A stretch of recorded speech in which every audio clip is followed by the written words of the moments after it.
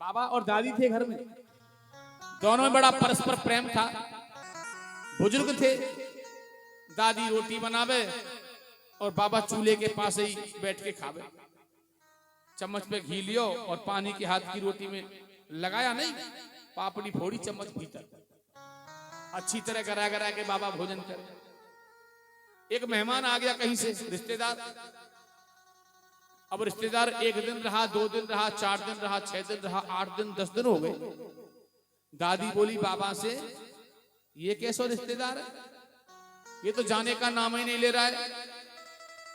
बाबा बोले भगवान मैं क्या करूं, जब आ गया तो आ गया। भाई भगा थोड़ा ही सकते हैं, भगा थोड़ा ही सकते हैं कोई, जब जाएगा तब जाएगा। दादी बोली एक उपाय तो हमारे पास है। दादी ने कहा कि एक उपाय तो हमारे पास है, शीघ्र चला जाएगा तुरंत। बोले कैसे? कि आपस में झगड़ा कर लो। बाबा से दादी ने कहा कि ऐसे नहीं जाएगा, ये तुम इसे घी खिला रहे हो, भूरा खिला रहे हो, इसकी सेवा कर रहे हो, ऐसे नहीं जाने वाला। जब तक ये भूखा नहीं रहेगा तब तक जाएगा नहीं। आपस में झगड़ा कर दो। बाबा ने दादी से कही भगवान मैं तुझे नहीं फटकार सकता, मैं तुझे फटकार नहीं सकता। दादी बोली जब तक तुम मुझे नहीं फटकारोगे मुझे गुस्सा नहीं आएगा, और गुस्सा नहीं होगा तो झूठ मूठ का झगड़ा नहीं होगा। अब बाबा ने कही कि चलो ठीक है। दादी ने कहा कि सुनो, तुम सुबह से शाम तक निठल्ले बैठे रहते हो, कुछ करते नहीं, धरते नहीं, कब तक मैं तुम्हें कर करके खिलाऊं? बाबा समझ गए कि झगड़ा करेगी झूठ मूठ का इस रिश्तेदार को भगाने के लिए। तो बाबा ने कही तू भगवान कौन सा काम करती है, सुबह से शाम तक मैं ही काम करता हूं, और ज्यादा गुस्सा होने की जरूरत नहीं है। दादी बोली तो अच्छा ठीक है, अब देखूंगी कौन तुम्हें खिलाएगा भोजन, रोटी। आज से मैं रोटी नहीं, भोजन ही नहीं बनाऊंगी। तो दादी बाबा तो घर में लड़ रहे थे और बरामदे में रिश्तेदार बैठे, जो रुका हुआ था रिश्तेदार, वो बरामदे में बैठा था चारपाई पे, उसका थैला भी खूंटी पर टंगा हुआ था तैयार। जब आपस में लड़ रहे थे तो रिश्तेदार ने कान लगा लिए दीवार से कि आज तो दादी और बाबा आपस में झगड़ा कर रहे हैं, और दादी कह रही कि आज से भोजन ही नहीं बनाऊंगी। तो फिर अपना क्या होगा? भाई हम तो भोजन करेंगे, रिश्तेदार हैं।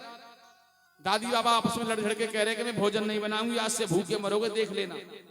रिश्तेदार ने वो थैला उठाया खूंटी से और कंधा पे डाल दिया और निकल लिया धीरे से। समझ गया कि अब भोजन नहीं बनेंगे, अब हम चलते हैं। थोड़ी दूर निकल गया, दरवाजे पे पहुंचा। दादी ने बाबा से कही कि तुम तो बहुत बड़ा गुस्सा करते हो, मैं झूठ मूठ को कह रही थी भोजन नहीं बनाऊंगी, रोटी नहीं बनाऊंगी, और तुम तो सांच माच को मुझसे झगड़ने लगे। बाबा ने कही देवी मैं तो झूठ मूठ को तुझसे ऐसे कह रहा था, झूठ मूठ को। हाँ। दादी बोली तो मैं भी तो झूठ मूठ को कह रही थी कि भोजन नहीं बनाऊंगी, मैं भी झूठ मूठ को कह रही थी।